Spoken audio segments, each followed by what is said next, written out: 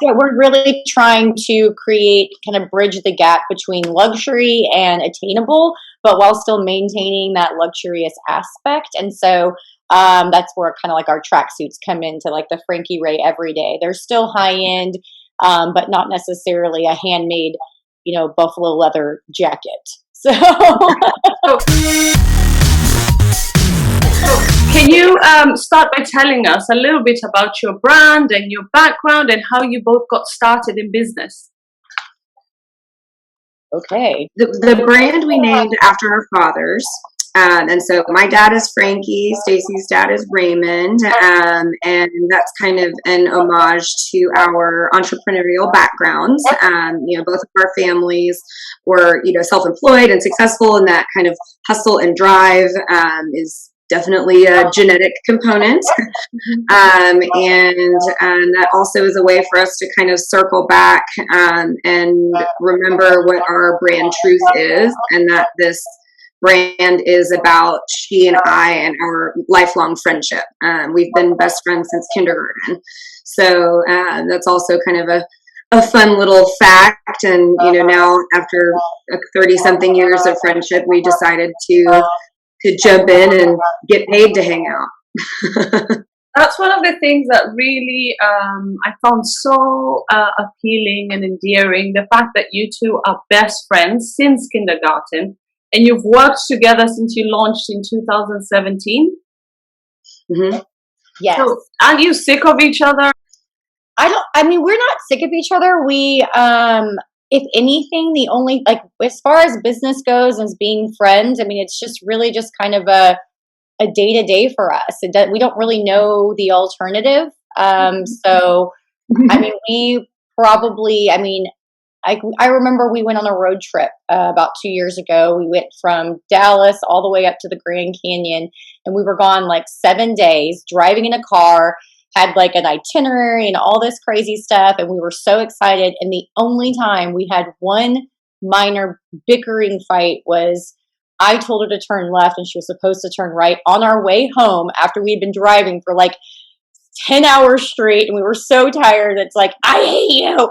You were supposed to turn right. Yeah, that was it.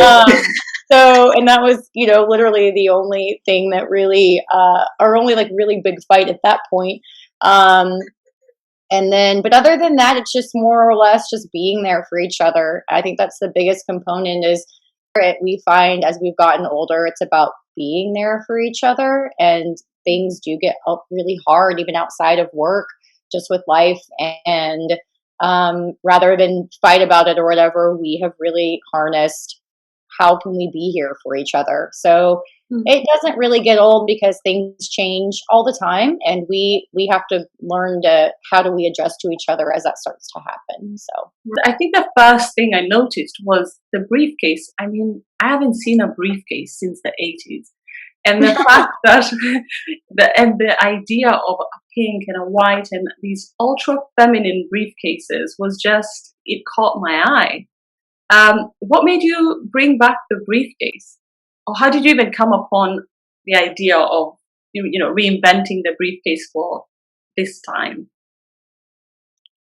Well, we wanted to make bags, and then just paper bags, essentially like a gift bag. And so, we had an idea, and we had all of this. I worked at an agency at the time, and so it was branding is so important. We have to make sure that, the vision of our company is this grand visual, as well as just your experience. We were wanting that to be even better than our products, just starting out. And so, which it could have been if we made paper bags. Yeah, exactly.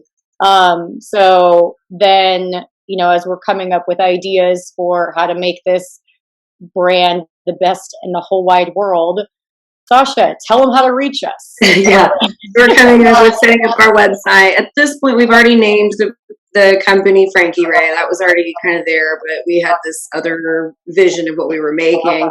And, we're doing all the legwork, buying a domain name, setting up the, website, making sure that we have a contact email. And we're just info at, hello at, that wasn't enough. And it was late. I mean, probably like 2 or 3 in the morning, because at this point, Stacey and I are working together after our full-time day jobs to where, getting to wherever, whatever stopping point we deemed appropriate. And we're like, what about briefcase at frankiray.com? Like, that's for business. And she's on my front porch, like walking out to her car, and I'm at the front door, like holding my little dog, like, delirium. We just kind of stopped and we're like, shit, we're making briefcases. Like, that's what's happening. And it just kind of, luckily it was, we hadn't made too much, progress and dedicated to the paper bag game. But it really just put a screeching halt and a pivot into something, much bigger and a lot more impactful, that just seemed to resonate more with what our greater goal was to do, because, that is the point of Franki Ray. You haven't seen a briefcase since the 80s. You definitely haven't seen an awesome one. They're this antiquated product that you think is, for your, fuddy-duddy uncle or your dad, or they're big and bulky and extraordinarily masculine. And there was just a void in the market, both of us being, involved in the workforce, and I was in medical. So just seeing like pharmaceutical reps that came and called in on our office, that workforce is overwhelmingly female, and they're carrying like tote bags from Cabo, or these designer bags that are not designed, your purse isn't designed to have your laptop and all these pamphlets in them, and they're just like exploding out. I'm just thinking, like, they don't have a bag for work, they need a business bag. And it just came more and more apparent how much of a void in the market there really was for what we had in mind. Oh wow. So how did you find someone to actually make briefcases for you? Interestingly enough, I have tried to design things in my previous life, and it's always very difficult to find a manufacturer.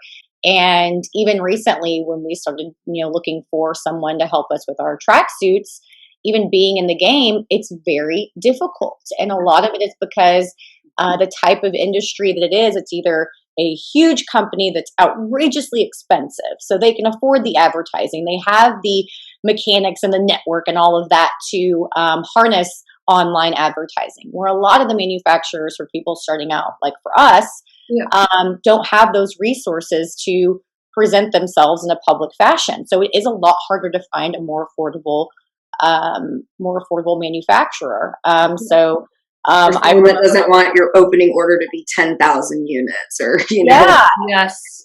So that is definitely a struggle. And I remember being at work, and Sasha and I were knowing that we knew what we wanted, we knew the type of manufacturer we needed, and I had like a whole bunch of meetings for like 2 days in a row, and Sasha's like, I've got some free time at the office. I'm going to look up all this stuff on like kind of like a hub for manufacturers and a broad industry and all of that. And just kind of go through. And by the time I had talked to her from like that morning, she's like, I've called 14 people. No one can do it. I'm going to keep going. But eventually. number 32, what turned out to be the winner. Right. Wow, that just shows the kind of tenacity you had. So did you have, from the moment of, what, we're going to make briefcases, I see a need for it, women need this, did you start to have any doubts, or were you just set on it, go, go, go? I don't think the doubts were ever on the idea.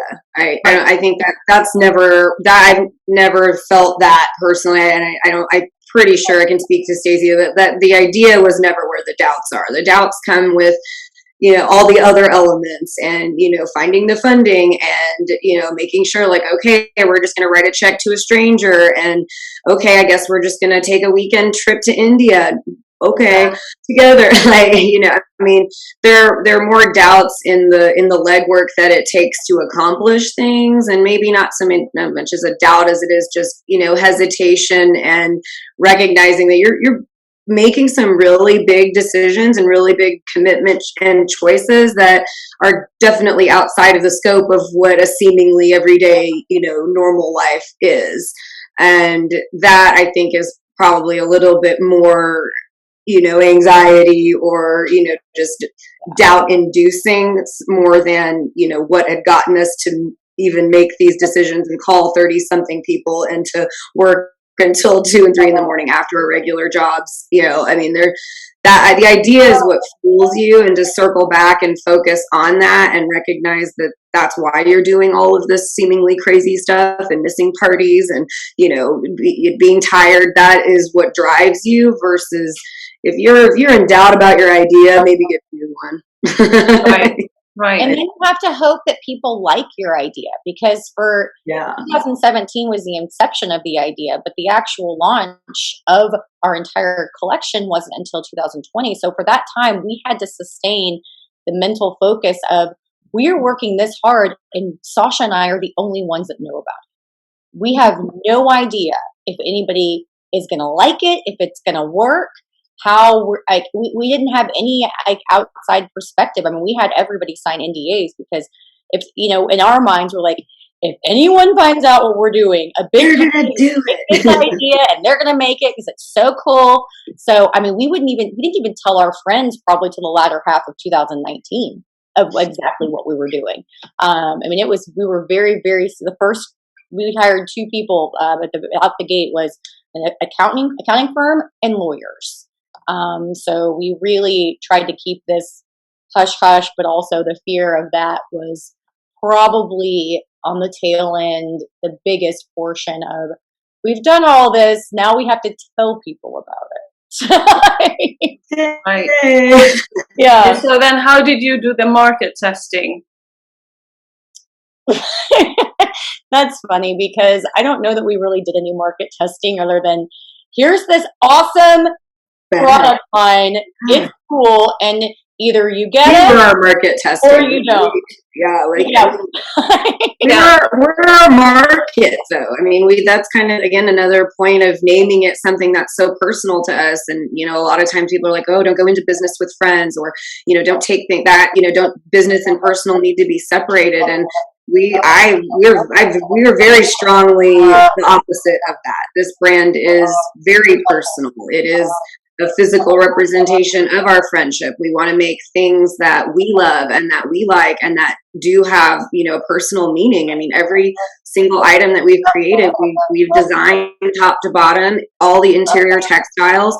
Stacey and I are collaborating on what colors to use, tweaking the digital renderings. I mean, all of it. And so there's, this point, both of us have lived our lives up to this point with, a fair number of compliments on our, accessories and how we dress. And, I've come to believe that we don't just have a complete garbage can aesthetic. So I don't think that it was really as important to us to worry about other people liking it, because us knowing our story, our dedication, and what a revolutionary concept we were building, that it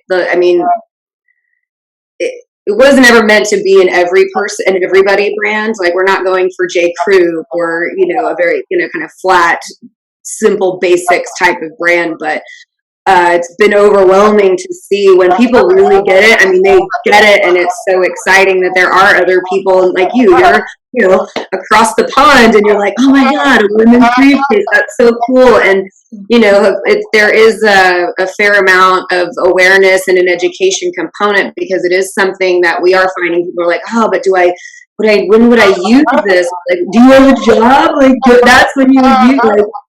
You would use it, but it's been an interesting, fight against the common misconception that briefcases are for men. But there are lots of women that know that they aren't, and it's bridging that gap between the others. But we were not the only ones, so that's also exciting. What I found with the actual concept of having a briefcase was, even though you haven't seen one, as soon as you saw when you see it on your social media pages, you can immediately see yourself carrying one. And you suddenly see the need for having one. Great. It almost is for somebody who wants to have a statement bag to take to work, and also once is comfortable standing out. Is that right? How do you describe your ultimate client? Our ultimate client is someone, and in some instances, you might think that these bags may gear more feminine versus masculine. But the day and age that we're living in, it's so fluid and so versatile with what people are comfortable wearing and showcasing. So men find that floral can be a very urban aspect to their addition to their wardrobe. So we have we have a really like a bright blue duffel bag, like our weekender with, and it's a dark leather with a bright blue accent. And then the interiors are really cool floral. We actually sold that to way more men than we ever realized would have, found a liking to it. So the bravery and the courageousness of just humanity these days, people are like, you know what? I don't have a lot going on right now. Right. So at least I can do is buy something exciting and wear a cool bag. And so we kind of had that angle going for us, given the climate. And so people find excitement in simple things like what they carry. And so that definitely helped us to skew more toward the male market, because there just isn't a lot out there by way of interesting, cool, kind of over the top, accessories for men. And some men have even bought our briefcases. But overall, our initial out the gate perspective was the female workforce, or even if you aren't necessarily working, but you want to feel a sense of empowerment, or you want to be noticed and really showcase your sense of fashion, or whatever your reasoning is. It doesn't have to be deep rooted by any means. But ultimately for us, this is a really, really, really beautiful bag, and it's completely different than anything you've ever seen in terms of what you would think a briefcase would look like, who would carry it, what it would represent. But we have found that the best way to really describe our customer is someone who wants to make an impression, who wants to be heard, and who is brave enough to be themselves and wants the world to see what they have to offer. Right. Actually, I think you're right on trend. I was talking to a few people in the beauty industry and kind of trying to write up about the impact of the pandemic on beauty and hair and all of that. And they're finding more men are interested in grooming and style than before the pandemic. So I think there's something to be said for that. I think they're catching up. They're catching up. Finally. Right. Going back to your friendship and how that sustains your brand, a lot of women don't have that kind of dynamic of being supportive, and there's a lot of, at least that's what we're told, is women are competitive. So how did you build the kind of friendship that you have to what it's become today, where it's supportive on the personal level and also in business? I think our friendship has been, we're similar people. We've known each other for so long. I think it would honestly be more work to not be friends. And it's just not something that either of us are really interested in trying. So it doesn't even, I think work to build it. I think it's more about, like what Stacey had mentioned before, is about how to be there for each other. And then, more, sometimes I think it's just us when we're hanging out and it's been a work day, and then we're like, okay, let's watch a movie. It's like, wait, let's have a hard stop on work and not let it, continuously bleed over into our slumber party.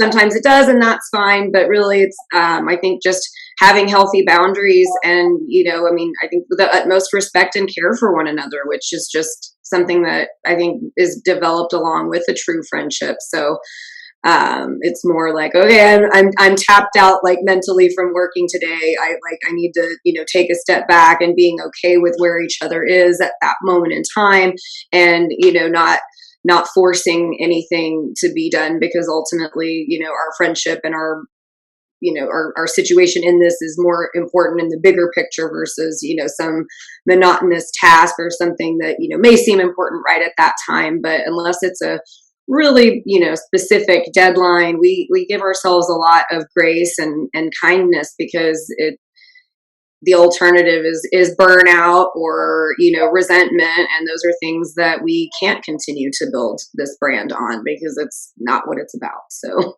right.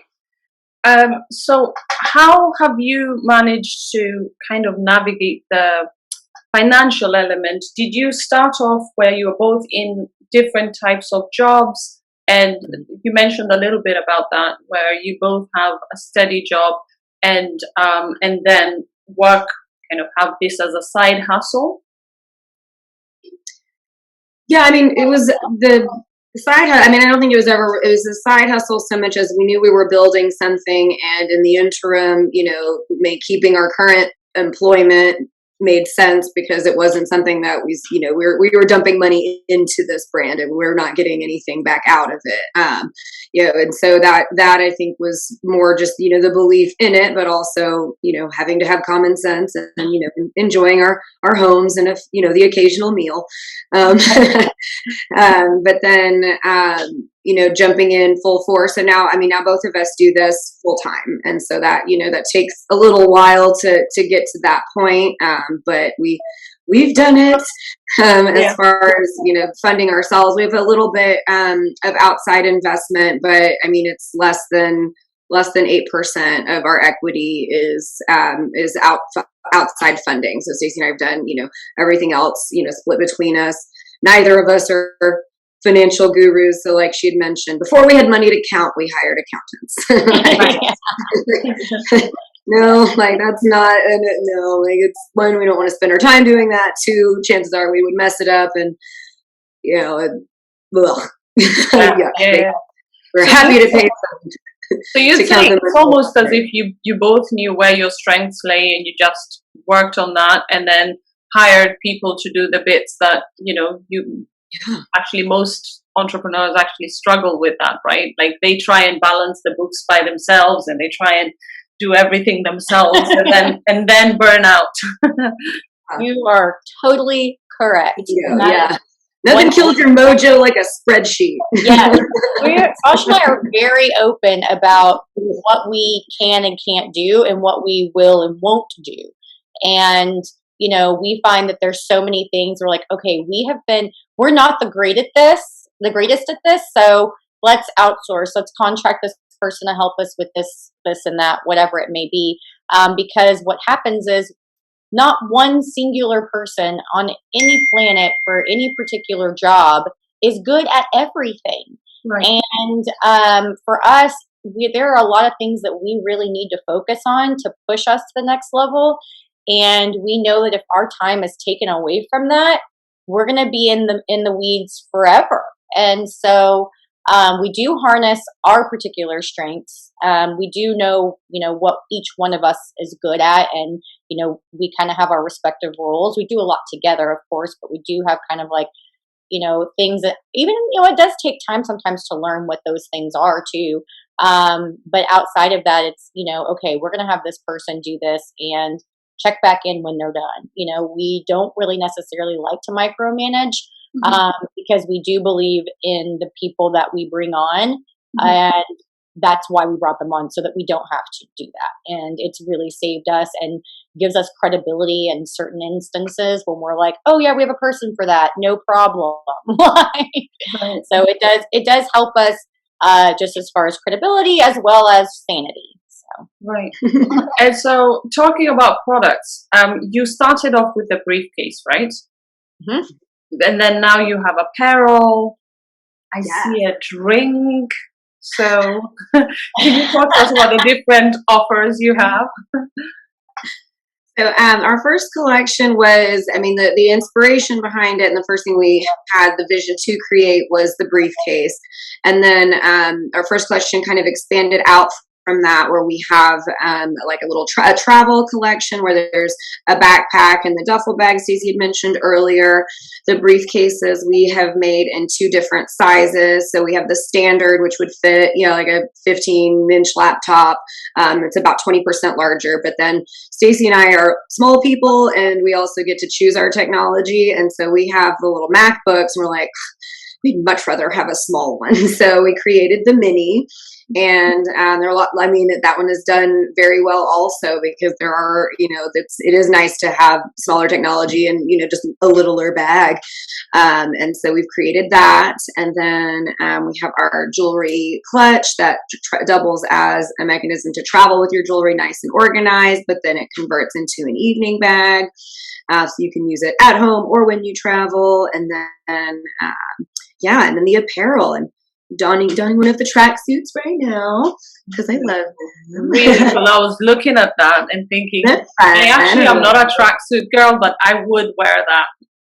No, you have one of the floral ones behind you. I have one over here. I sure do. Okay, show her that one. Do you have the Zsa floral too, Sash? I've got them all. Okay. Ooh, let's look at some stuff. Yeah, isn't that? I feel like I'm unboxing stuff. I'm so excited. And we have our lions as the zipper pull, and they have a matching pant. So it's a fun little jogger with a gold stripe also, and then the little cinched varsity stripe around the ankle. They're really fun. Then, the lion. Show her the lion. Yeah, I did. The cloak on the embroidery. Oh, this is my favorite. Here it is. Yeah, it's our logo. It's our logo embroidered on the breast pocket-ish. Yeah. And then let's drop that off. And then this one has not even been launched yet, but it is a really fabulous print. Oh, wow. Wow. And we design all of our own prints as well. And so it's really fun to kind of see how designing a print will inspire a particular outcome of how we utilize it. But it looks almost like a cool floral college jacket, right? Yeah, they're like a varsity tracksuit, and they're really cool. And the one you just saw has a velvet money stripe up the side as well.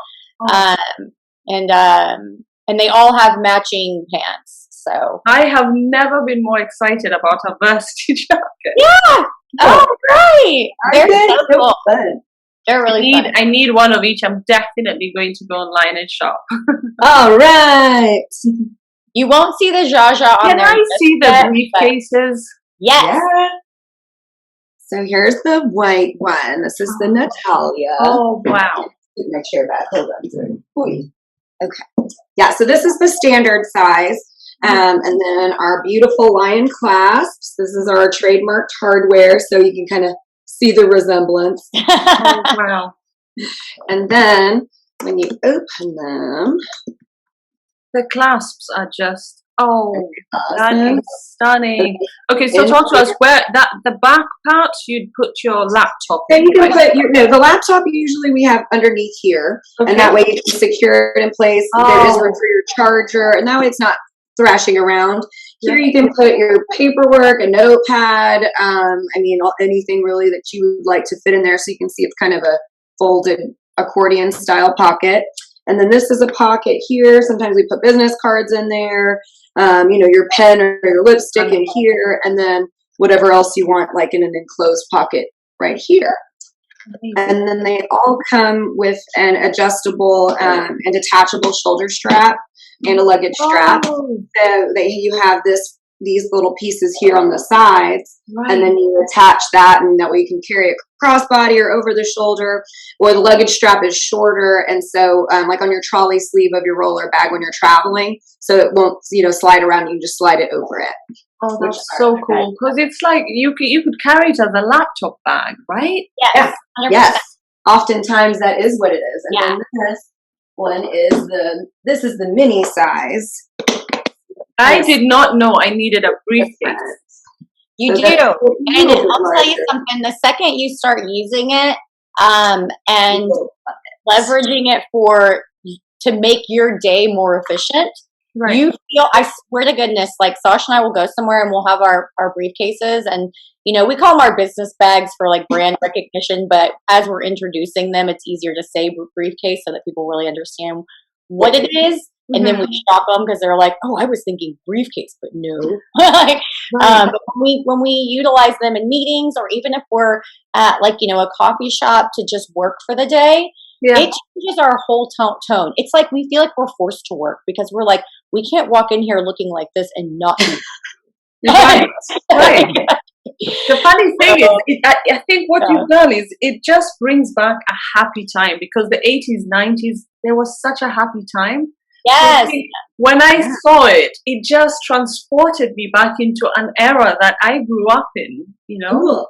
That is really cool. That's really neat. That nostalgic piece is, you know, something that, you know, we don't want to dissolve that by any means. Mm-hmm. We absolutely just want to, you know, regenerate it and give it something a little bit more special, and give the world a chance to carry them again, but really open up the floodgates for everyone, because we've looked at old ads with briefcases and things like that, and it's a man in his little work hat and his suit, and he's walking down the hallway with all the other guys in his black, just very basic briefcase, not a woman in sight anywhere. And so I guess at the time it would have been kind of I guess the parallel of a man modeling pantyhose. You know, it wouldn't have made any sense for a woman to have a briefcase.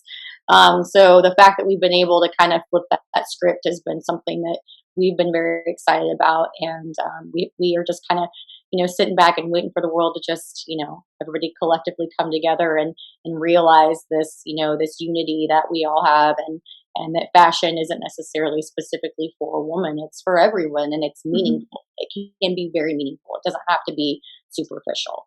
Yeah. And what I'm finding now, because I still love to walk around and kind of see how we're changing and sort of to try and absorb the moment we're in, because I feel like there's almost like a rebirth that's happening. And just yesterday, I was walking over London Bridge, and I saw these two men who looked like they were from the 20s, you know? They were wearing these suits, and I was walking around with my daughter, and I was pointing them out and saying, what era do you think they're from? They just had these really beautiful shoes and a hat and just like a coat. And just, they stood out so much. And I feel like it was a Sunday, you know? Mm-hmm. Normally on a Sunday, people do dress up, but it wasn't in this, it was as if they were going somewhere really important. But really, they were just on the bridge for an evening walk. Having a nice day. Yeah. So I feel like there's something that's happened where people just want to make sure that they're living, that we don't want to take all the things you took for granted, you know? Yes, I don't know if you feel that. Mm-hmm.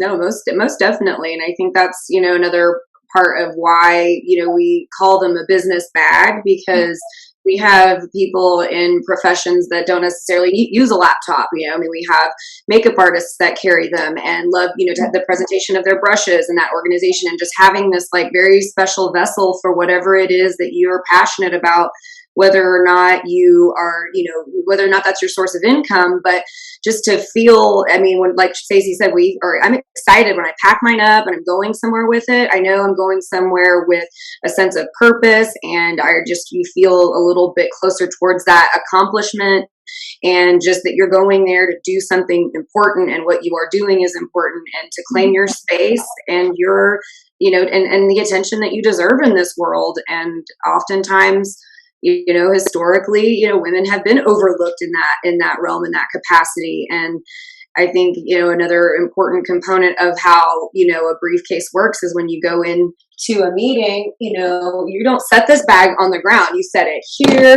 you open it, you're claiming your space. And it's a very powerful and assertive, you know, nonverbal communication. Whereas, you know, if you've got your tote bag that's, you know, overflowing with a bunch of garbage, it's all messy. You're down here and you're shuffling through your stuff, seemingly unorganized. And that just gives the opposite of what most people would want in a board meeting or any, you know, in a business setting where you're going in to present something. And so to go ahead and just set the tone of, I deserve the attention I'm getting. I'm here because I'm worthy to be here. And all of that is a big part of it. Is just, that's why we created that bag. It doesn't make you better at your job, but you exude a little bit more. You feel that empowerment and that confidence. And that oftentimes is, you know, I mean, that can be a hard thing to muster up all the time. So if there's something that you can carry that helps to give you that resurgence of that feeling, then we make it. It's awesome. So where does your passion come from? You both seem so passionate about, not just your brand, but I don't know, I get the sense that you're passionate in every area of your life. I think it comes from knowing what's out there and feeling like, how can I, and I say I as in we, be a part of what I don't see today.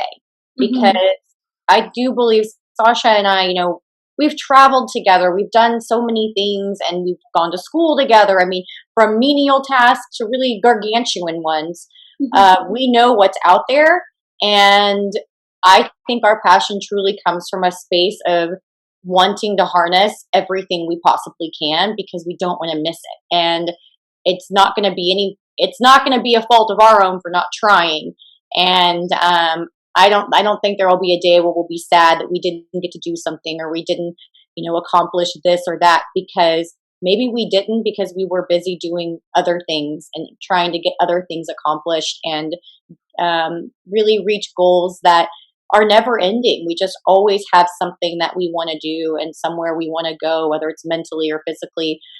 Just knowing what's available and understanding that the world is a very vast place. It's not just your front yard.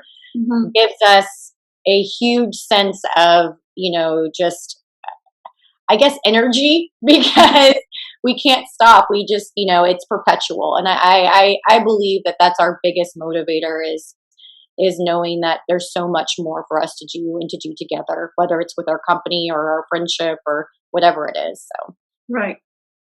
Everyone in marketing talks about knowing your niche. And to me, I feel as if you both started off and had this idea. You knew you wanted to launch a business, and then you came up with the idea for a briefcase, but it almost feels instinctive what your next steps are. Would you say that's, yeah? Very keen of you to say that, because we do feel that way, like exactly that way. Right.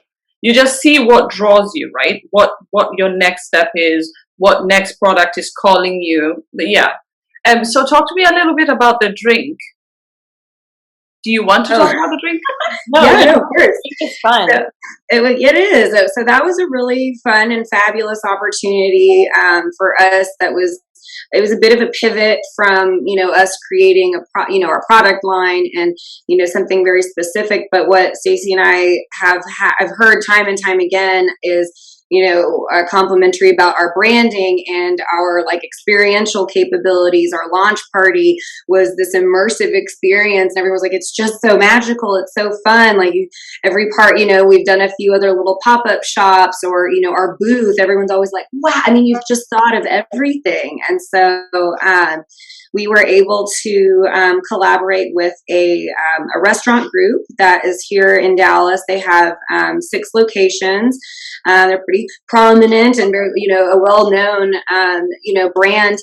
And this time of year, it's a Mexican food restaurant. And then this time of year is the kind of the preliminary celebration for the holiday, the Day of the Dead. Or the Dia de los Muertos, so the sugar skulls and the floral motif. And we just pitched them the opportunity for us to come in and help to brand and make more of an immersive experience for their customer.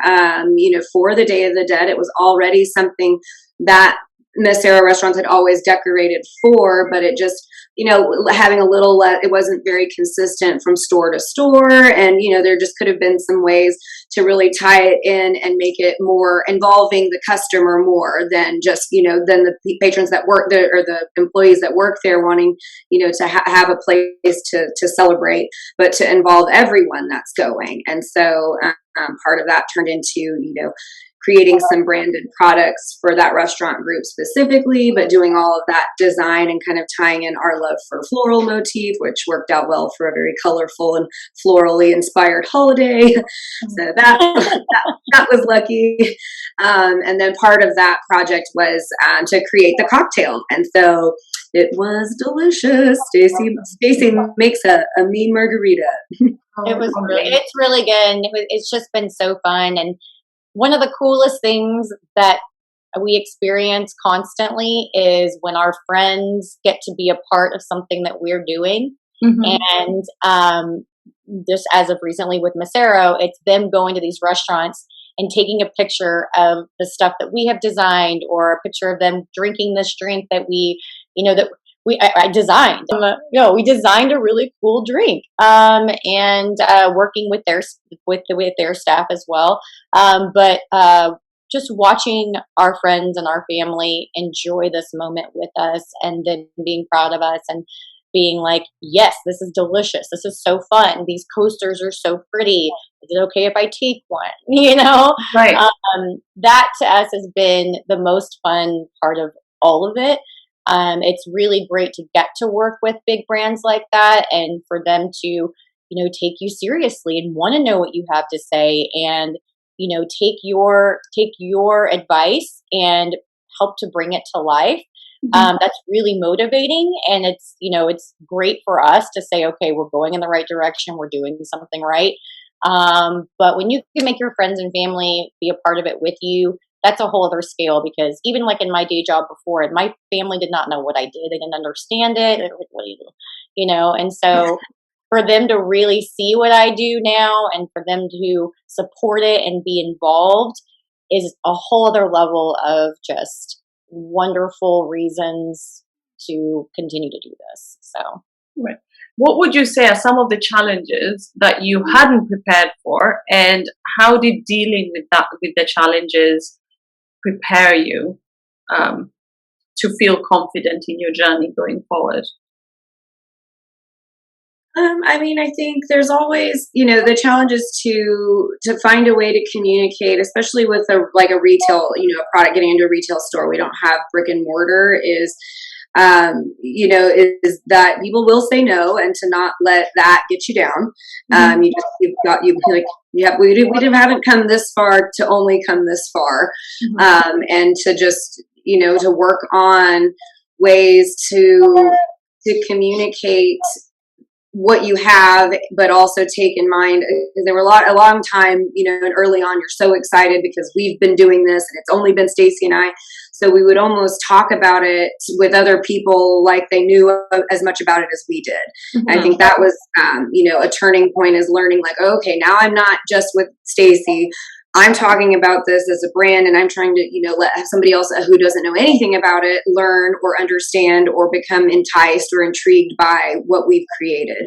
So, role playing, or, there are the first set of cold calls, and I have a heavy sales background. So really, getting told no doesn't really, it doesn't emotionally affect me so much, but learning from those no's and turning them into a yes, or finding finding out what certain stores are looking for, doing your research on the back end to make sure that you know what their marketing strategy is, or who their client base is, and tying all of that in. There's just a lot of immersion therapy learning, I find. That if you wait to be ready, you're gonna miss it. Like you're not ever ready. And being honest with your customers and we have fans. You can actually say it. It's weird to say, but we do. I would class myself as a fan. For sure. And it is Stacey and I that have built this, and we are learning as we go, but we are doing our best before we launch anything to make sure that it meets our standards. We're our harshest critics, and sometimes we have to remind ourselves that, okay, wait, like we can't expect perfection. One, doesn't exist. Two, we'll never launch a product if you're going for that. And so, learning as you go and continuing to make improvements, and then just, finding a way to communicate what you're building to the outside world. I think that was probably, for me, probably one of my largest challenges, when you're in that bubble for so long, and the other person that you talk to all the time also knows everything about it. Right. When you talk to somebody else, you're like, wait, why don't you know what I'm saying? Yeah. Totally. Like, catch up, okay? Where have you been? Yeah. And they've been living their life, so yeah. That's where they were. I keep seeing all these beautiful products behind you. Really good. That's so cool. That's cool. And that's what I was talking about earlier, that has a little bit of the urban love vibe. And that is, like, I've been carrying that one a lot lately. But it definitely skews more male than we expected. We have an olive colored one that we kind of knew would be more approachable for the male market, but this one was a little bit more of a surprise. And then this is a fun little trick, because we do embrace form and function. So this is a pocket while it's zipped. When you unzip it, this goes over your trolley sleeve. So when you're traveling in the airport, you just slide it over, give your hands-free option. You've thought of everything. Yeah, it even fits into overhead storage the skinny way. Oh, wow. I was that crazy girl. Stacey was holding my seat while I'm in there with the measuring tape. Because everyone puts their bag in like they own the plane, and it's frustrating. How many different colors do you have of that? 3 of those. So there's that color, the green that Stacey had mentioned, and then I'm going to show you the backpack, because they each have their corresponding design backpack. So here's a little backpack, and it has the leopard and floral interior. So this has a big sister duffel bag that looks with this same exterior component. Right, and it has compartments, it seems, on the inside. Yeah, right. Yeah, compartments in here. There's another package back in here, and it's very well padded. So if you do have a smaller laptop or something valuable, like an iPad. Yes, iPad, a little, like our MacBook fits in it, a bottle of wine. Oh, wow. Awesome. I love the colors. Yay. Thanks. That's 2. And then, we even have this little, these are really fun. We just made these recently. So they're like a little toiletries or a little cosmetic-y pouch. And so they have this fun interior, still, a little pocket for division and a little zipper for, whatever you need. But they're really fun. And those are corresponding in terms of the exterior with the business bags, with the same leather. Right. Oh, perfect. Do you do suitcases? Not yet. Not yet. So earlier when you were talking about how do you reel it in when you kind of have this direction that you're going in, our problem isn't lack of ideas. It's how do we afford to do all of that. Yes. I'll tell you, if we had infinite funding, you couldn't fit in that room. We have everything that we want to make, and stylistically, all of that is almost predetermined. It's like the second that, one of us says, okay, let's make this, it's a spiral out of control of how do we reel this in? We have so many ideas to make this different, to make this unique, but still create an element of something that we're focusing on outside of, is how can this be utilized? We don't want to give somebody, just like one shoe, that doesn't make any sense. Yeah. Like, how is this something that someone can use, and it's really cool, and it's a little bit different, so they feel like, okay, well, I can't necessarily buy this anywhere. I have to get it from them. And so make it the clutch. Show her the clutch. So that's something, with the clutch. So yes, you can buy a purse anywhere, but can you buy one that's multifunctional and has, a really cool element that honestly is its intended purpose initially, but it can't transition into its alternative. Glitter boxes are fun. Anything but beige. Yeah. And so here is, it's so beautiful. And that's our signature floral. We use that all the time. So right here. You know what? I love that. I love that you find that in everything. That right there, that lion. And so then when you open it, so this is where like you would clasp your necklaces and drop the pendant in here. You slide the rings on this. Your earrings go through these holes, and then that way when you travel, your jewelry's all in one place and secure. But then we have a chain that attaches to it, and so you can fit, your lipstick and your cell phone right in here, your, ID, your cash and credit cards in there, and you close it up and you have a bag. I love how much thought you guys have put into all the problems we have as women. We were almost late to a wedding we're in of our friends because our jewelry was one big, spaghetti bowl of noodles of a mess. Right. And we're, bridesmaids in our friend's wedding. We're like, we just need something that's pretty and, that will hold something. In terms of attracting investors, are you looking to attract investors? What's the plan in the coming months? Definitely open to it. We have a place in our mind of, if this, then that. We're not desperate for money by any means in terms of, if they come to us and it's life or death, like for us, we aren't there yet. So if it's not an agreeable term for us, we will say reject it. But no, thank you. However, if it's something that we can really work with and we can see the projection, the forecasting for our growth and how that can really amplify where we are, because sometimes that could make the difference of where we are now and taking 5 years to get to where that money could take us, right? Like within a couple of months. We will definitely consider all of that, and that is a matter of timelines. What's it worth to us salary wise to bring in someone else, and all of those kinds of things. So we always say, we never will say no to anything unless, we want to entertain the ideas of any and all possibilities, but we'll say no to surrendering creative control. Yeah, so it has to, we'll listen, but it has to be something that, we're happy with. And I think to begin with, most people would say just what we're saying right now. And then you kind of get into it, and sometimes those things change. I don't know that it will ever change for us because we've gone this far and we haven't wavered. So. Thank you so much, ladies. It is so much fun. My daughter will be so happy because she says, "Oh, mommy, everyone's a man on your podcast." So finally, not just one lady, but two ladies. Whoa, man.